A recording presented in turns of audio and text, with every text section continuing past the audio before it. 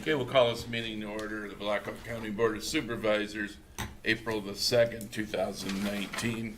Roll call, please. Leyland, Here. Schwartz, Here. Trelka, Here. White, Here. Little. Here. Would you please join us in a moment of silence?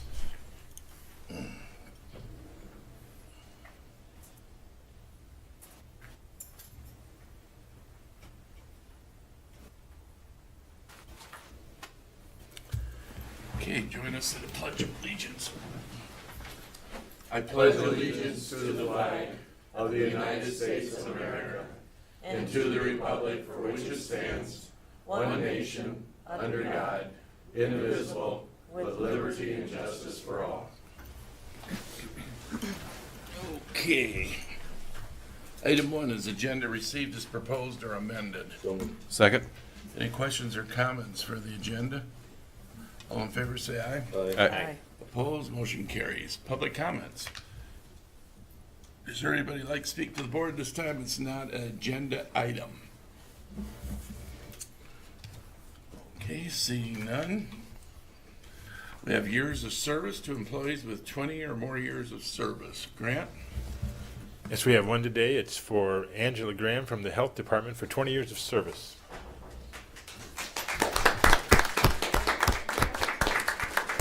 Here. She what? Oh, well, please express our gratitude to her. Sure, we certainly want to congratulate her. 20 years. I've never had a job that long. Maybe this one. Just a kid. Maybe this is the one. Yeah, that's it. Maybe this one. Okay, then, moving on to item 4. This is claims and payments, Resolution A. Susan?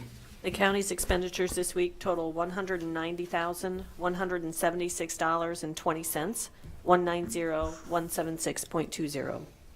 Move to approve. Second. Any questions, comments? Roll call, please. Leyland, Yes. Schwartz. Yes. Trelka, Yes. White, Yes. Little. Yes. And Resolution B. We have a few claims we're paying for Country View this week. The total is $2,687.30, 2687.30. What was that for? We have some legal fees for the United Healthcare, and then there were some a few other invoices for service dates prior to December. Motion approved. Second. Any questions? Roll call, please. Schwartz, Yes. Trelka, Yes. White, Yes. Leyland, Yes. Little. Yes. Okay, moving on to item 5. This is to receive project updates from department heads and/or elected officials. Good morning, Kathy. Good morning, Board. Kathy. Kathy Nicholas, County Engineer.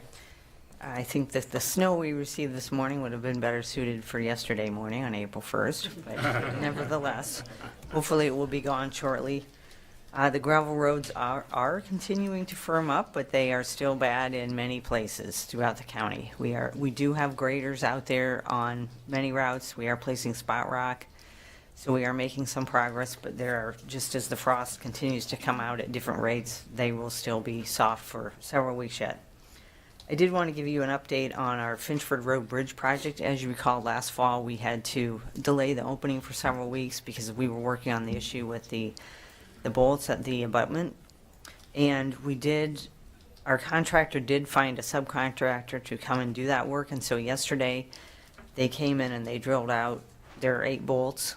They came and drilled those and epoxied the new bolts in. And then tomorrow they will come back and tighten up those bolts and torque them down so that the bridge is now firmly in place. And then we should be done with that portion of the work. And there were no closures due to that work.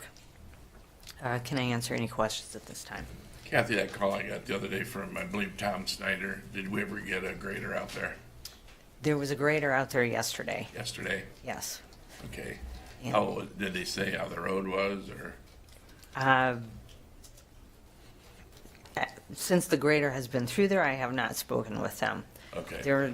They do create a lot of traffic. It is difficult to keep it in good condition. Big trucks Certainly and good everything. condition, yeah. Kathy, I have a question. Just one of the people that did contact us was talking about the truck traffic, obviously on their road, that was making it difficult. And I know you mentioned something about embargoing roads. Do you do that sometimes for some of those that are in that shape, or? So we have, historically in this county, we have not embargoed gravel roads. We realize that ag traffic, residential traffic, people need to come and go, and we need to allow that as best we can. We have embargoed in the past a few miles of our seal-coated roads because the seal coat is a larger investment, and it's not a very structurally sound surface. It is good dust control technique, so we have embargoed 3 or 4 miles of seal-coated roads this year, as we have done in the past. This does sometimes create problems for farmers, residents, heavy equipment that needs to come and go across those roads. This Code of Iowa allows us to have the embargo in place for 90 days. We take a look at that after 30 days, 60 days, etc. But it's just necessary that we feel it's necessary to keep those roads in shape throughout the spring season. So, This thank you. particular road I'm talking about is vital to the business. He runs trucks through there every day. So we are thinking about, it is possible, other counties have issued a permit to allow residents or drivers to go across a seal-coated road where we have an embargo. We would like to take a look at that for next year, and then this permit would have a fee associated with it, so we would have to discuss that with you and come up with a fee structure. But it would allow someone to go across the embargoed road for a fee, and that would pay for some of the damage that is being caused, is the reasoning behind the fee. And allow you to track how many vehicles. Right, how many vehicles we're giving permission to do that to. But I could speak to you more about that particular resident. Okay, because I know you dumped some gravel there too, Yeah. in that area, but it had some difficulty. Thank you. Anybody else?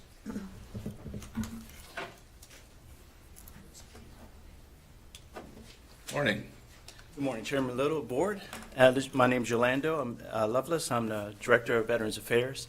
So again, good morning. I just, it's been about a month since I've been in this position, and I want to bring you up to speed. For the next 2 weeks, I'll be out. I'll be at certification school in Omaha, and then I go to spring school in Des Moines. So the next time Yolanda will get up before you, I'll be certified to help our veterans. So in the meantime, what I've been doing is just doing a lot of the reading, doing some clerical. And we took on a project called Never Forget, which is going through the nursing homes, adopting a nursing home, going through there, looking at veterans that are in the nursing home that just need another friendly touch.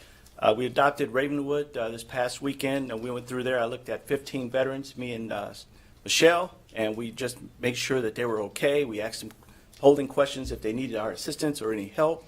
We provided a little gift bag to them, and they were very appreciative of that. Today, even with the snow, we're doing one of our very first ramp projects at a home for a veteran. This is, again, an unfunded project. It's actually funded by donations from the public. So we appreciate the public for the donations that they do. But there's a veteran who couldn't afford a ramp, and he needed access for handicap accessory. So we're going out there, some veterans out there right now in the snow, digging the ground, putting foundations, going to put that ramp up for that polling veteran. A couple of things I did, I just want to bring up to speed, is we didn't have service flags at our office. So I ordered all the service flags to include the POW, the ensign, and I just thought that was fitting. We've been saying a pledge for whatever years that we've served, but yet we didn't have those historical flags there, so I did order those.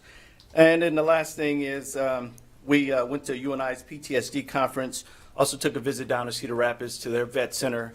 As we get ready, we got a couple working groups this week to look at with Rory how we're going to do some remodeling of our area down there. So we had a good little insight of what it looks like from the Cedar Rapids poll.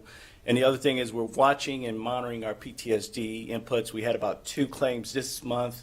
That's near and dear to my heart, so we're going to watch that as we go. We really want to help solve this problem with PTSD for our veterans. I'm willing to accept any questions. Are we under construction now? We are not. I don't think we're going to be, Chairman Little, till probably the first of the fiscal year, which is But get a plan is pretty much on what we want to do. Right, so I want to get with Rory, get that planned, and get it ready for, send out for bid so that I can come back and propose Sure. it. Sounds good. Anybody else? Hey, Thanks very much. thanks. Okay, anybody else want to speak to the board? Okay, moving on to item 6, minutes approved for March 26, 2019. So moved. Second. Any questions? All in favor, say aye. Aye. Opposed, motion carries. The consent agenda be made with a single resolution. So moved. Second. Any questions or comments on the consent? Roll call, please. Trelka, Yes. White, Yes. Leyland, Yes. Schwartz. Yes. Little. Yes. Okay, moving on to item 8, proclamation. This is a resolution that the month of April be proclaimed as Sexual Assault Awareness Month. Who has the proclamation? Would you like to come to the podium and read it? Sure. You guys have a copy? Grant's gonna need one for his, There's one in the file. and why don't you state where There's your one in the name file. and where you're from Sure. and so forth. Hi there. My name is Teresa Dane, and I'm from Riverview Center. Thank you, Chairman Little and the board for having us today. We really appreciate you agreeing and helping us do this proclamation, so thank you. The Black Hawk Board of Supervisors proclamation for April being Sexual Assault Awareness Month. Whereas sexual assault affects women, children, and men of all racial, cultural, and economic backgrounds.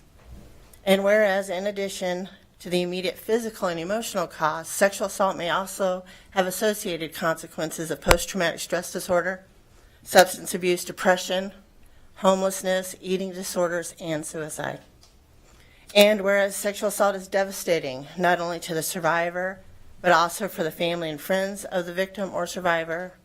And whereas since no one person, organization, agency, or community can eliminate sexual assault on their own, we must work together to educate our entire population about what can be done to prevent sexual assault, support victims, survivors, and their families, as well as support those agencies providing services to victims and survivors.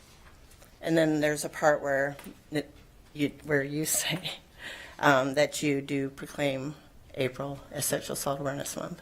Very good. Make sure Grant gets a copy of that. I've got one here. Okay, he's got one. Board, you got any questions? No, I just want to thank Riverview Center for everything you do in this community. You've been a really wonderful asset these last number of years that you've been working here, and it's just really important in this moment that we have these resources for survivors of sexual assaults, and I just thank you for the work that you do every single day. Thank you, I appreciate the comment. And when is Mr. Sandusky appearing? When and where? Thank you for asking. We will be having our Evening of Light on May 8th. May 8th, right, thank you, 5 o'clock at the Hilton Garden Inn.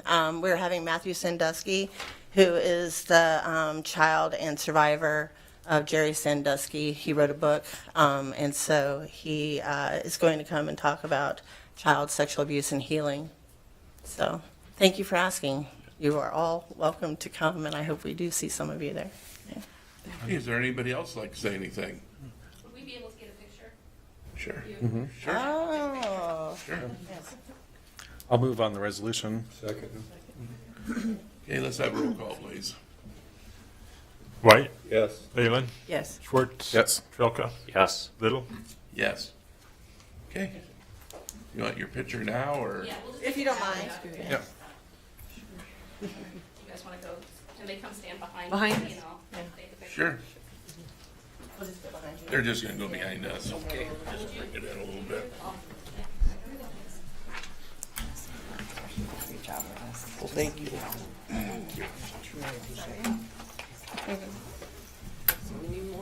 Just slide this way, maybe a little bit more yet behind Chris.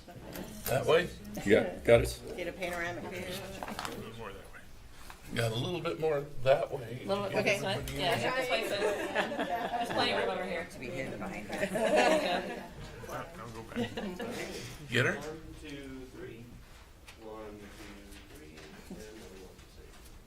Thank you very much.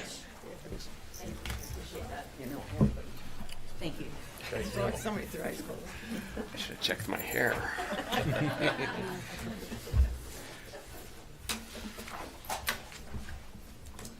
Must be. Okay. I have to do that all the time. Moving on to item 9, this is contracts and agreement. This is a resolution of 2080 contractual agreement between Blackhawk County and the city of Raymond for providing law enforcement services effective July 1st, 2019 through June 30th, 2020. The amount is $24,069.83 be approved.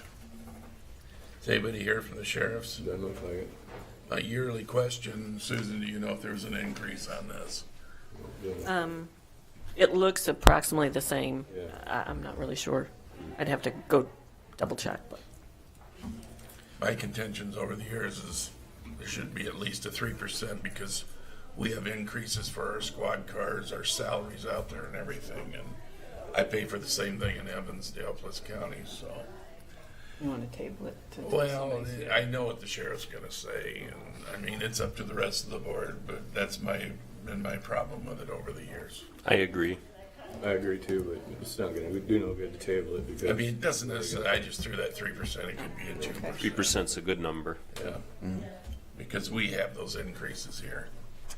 Anyway, what's the board's pleasure on this? I'm fine with approving it. Only just because I thought the sheriff, he's heard our contention on that before too, and usually has some justification, as you It's up said. to the board. I'll second. Okay, let's have a roll call on this. I'm sorry, who moved it? And who seconded it? Dan? Dan? Oh, thank you. Leyland, Yes. Schwartz? Yes. Trelka? Yes. White? Yes. Little? No. Okay, moving on to item 10, this is other business. This is a resolution of amendment to the minutes of the Board of Supervisors meeting, March 21st, 2019, change the date of the special city election held from December the 11th, 2018 to March 19th, 2019. Second. Anybody got any questions on this one? Roll call, please. Schwartz? Yes. Trelka? Yes. White? Yes. Leyland? Yes. Little? Yes. Okay, item B, this is a motion to direct the county auditor to advertise for a public hearing.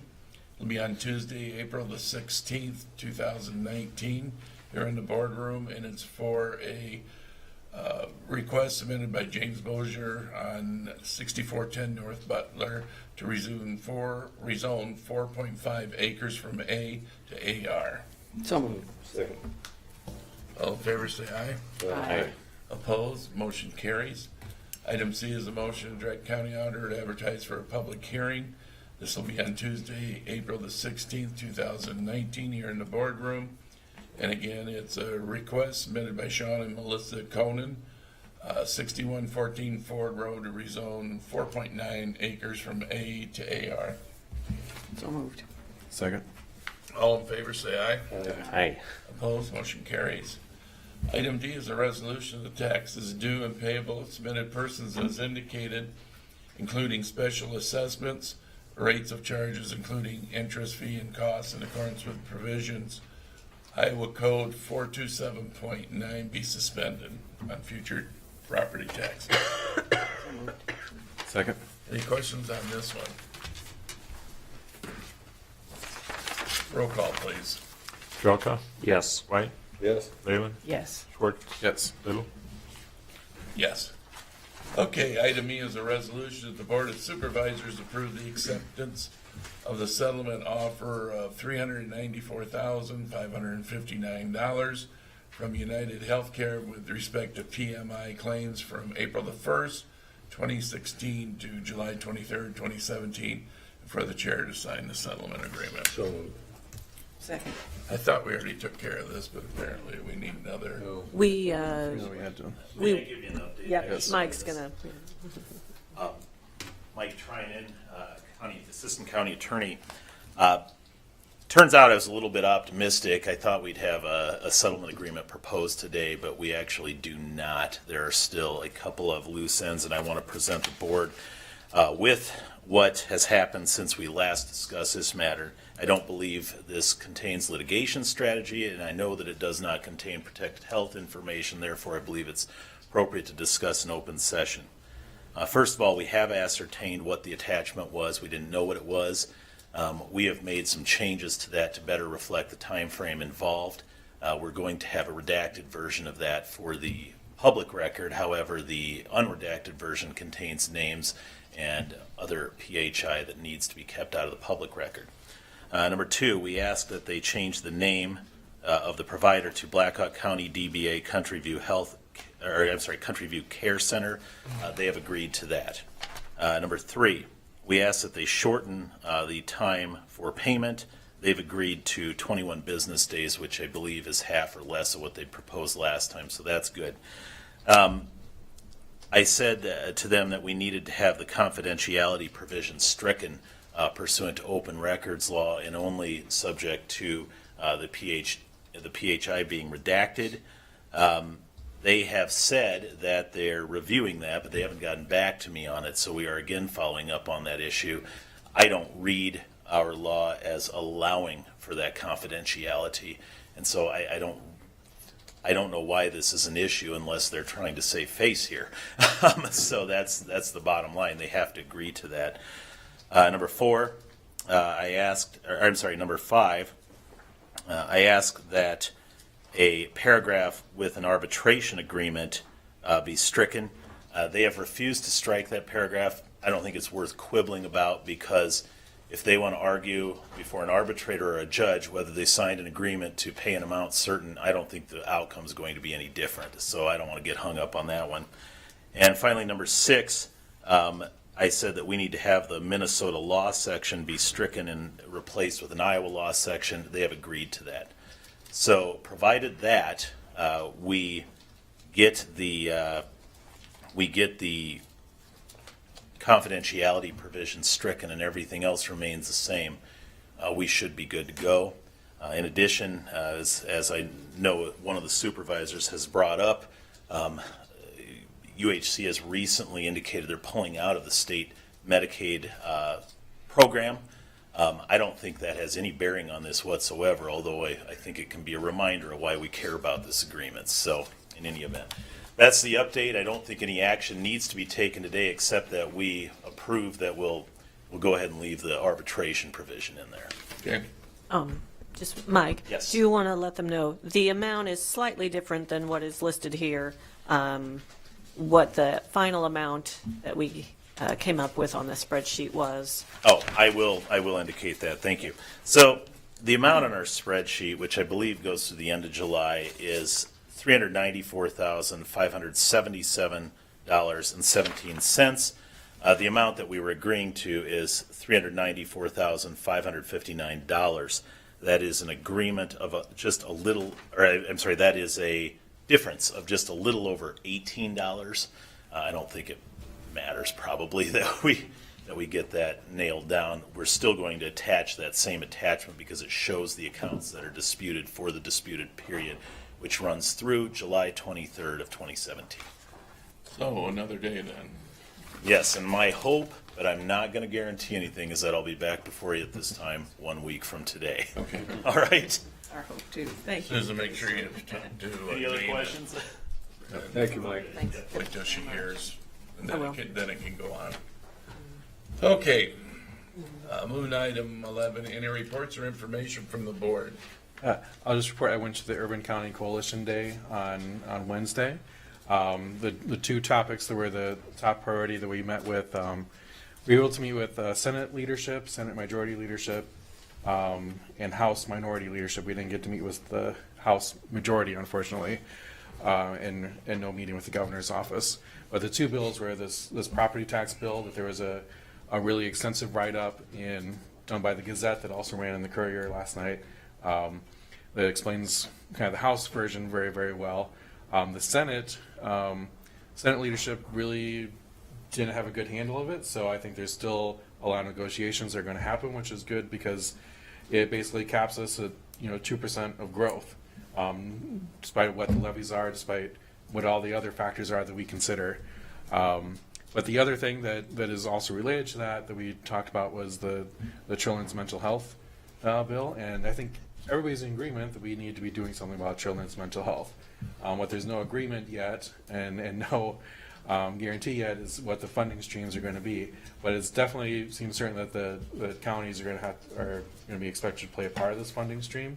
And so you add that on to limiting the budget by 2% increase of revenues, that could be that 2% right there in the first year. And so it doesn't really seem like everything's very well thought out, which could be expected. But so that's where it is. They've got a lot of work to do in this final month of the legislature. And that was a good article in the Courier last night, explained it pretty lengthy. We'll say that our 22 county coalition is in a line to go forward with child services. We're setting well, so we'll move ahead anyway, no matter what, because you know it's going to come back to the county anyway. Grant, did you have something ready for Chris? I just wanted to clarify, Mike, you Yes. said that the only action that we would need would be that to strike that arbitration clause. Did you want that done today, or would that be done next week? I think we can do that next week, Okay. when we have the finalized agreement, or whenever we have it. Okay. So there was no motion actually on that last. No. Okay, board, anybody else got anything? Pete, you want to talk for a while? I really would like to talk just a little bit here, if you got the time. Okay, I'll accept a motion to adjourn. Thank you, Pete. Yeah. Thank you.